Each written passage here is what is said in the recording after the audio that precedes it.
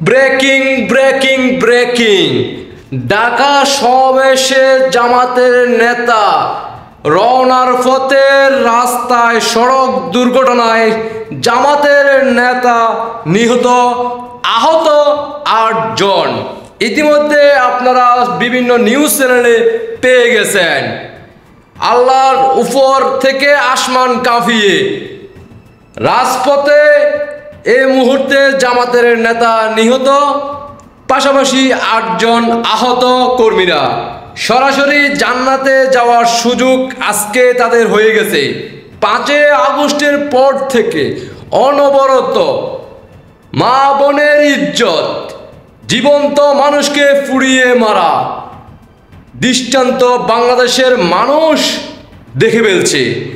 আলহামদুলিল্লাহ পড়বেন নাকি মৃত্যুর পরে কোন দোয়া পড়তে হয় সেটা তো আমরা জানি না, কারণ বিগত দিনে আমরা প্রত্যেকটা ভিডিওর কমেন্টে কি যেন একটা দোয়া, মানুষ মারা গেলে আলহামদুলিল্লাহ পড়তে হয়, আমরা সেটা শিখে আসছি, জানিয়ে আসছি। আপনারা এই মুহূর্তে কোন দোয়া পড়বেন এটা একান্ত আপনাদের বিষয়। দেশবাসীকে দেখার সুযোগ করে দিবেন, একটা দুইটা নয়, ইতিমধ্যে 9টা রাজাকার জান্নাতের রাস্তায় এই মুহূর্তে রাস্তায় গড়াগড়ি করতেছেন ৮ জন। পাশাপাশি বিগ বড় নেতা ইতিমধ্যে ইন্তেকাল পরোটা করে দেশবাসীর কাছ থেকে বিদায় নিয়ে জান্নাতের পথে চলে গেলেন। ঢাকা সমাবেশে জান্নাতের জন্য রওনা দিলেন, গোপালগঞ্জে অভিযান চালানোর জন্য প্রস্তুতি গ্রহণ করেছিলেন।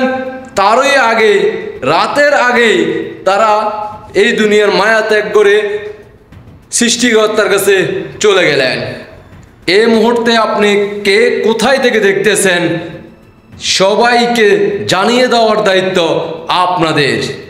বাংলাদেশের নারী, আফু এবং কি শিশু কন্যারা থেকে শুরু করে যে সকল মায়ের বুক খালি করা হয়েছে তাদের অভিশাপ মনে হয় পড়ে গেছে জামাতের ৮ সদস্যের উপরে আর একজন বিগ নেতার উপরে।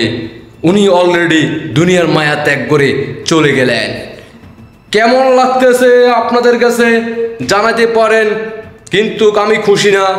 তার কারণ হচ্ছে ভবিষ্যতে তাদের যে কষ্ট হবে সে কষ্টটা তারা দেখে যেতে পারলো না, এটাই আমার কাছে খুব কষ্ট হচ্ছে। কারণ আমি চাই ৫ আগস্টের পর থেকে যারা জড়িত আছে তারা যাতে জীবিত থাকে মাননীয় প্রধানমন্ত্রী শেখ হাসিনা বাংলাদেশে আসা পর্যন্ত। তারপরে তারা মারা যাক, তাতে কোনো আফসোস থাকবে না আমার, কারণ তারা বাংলাদেশের শাস্তি পাওয়ার পরে তারপরে জনগণের হাত থেকে বিদায় নেওয়ার পরে তারা দেশ ত্যাগ করুক অথবা এই দুনিয়া ত্যাগ করুক, তাতে আমার কোনো আপত্তি থাকতো না। কিন্তু দুঃখের বিষয় হলো তারা আজকে চলে গেল। ধন্যবাদ সবাইকে।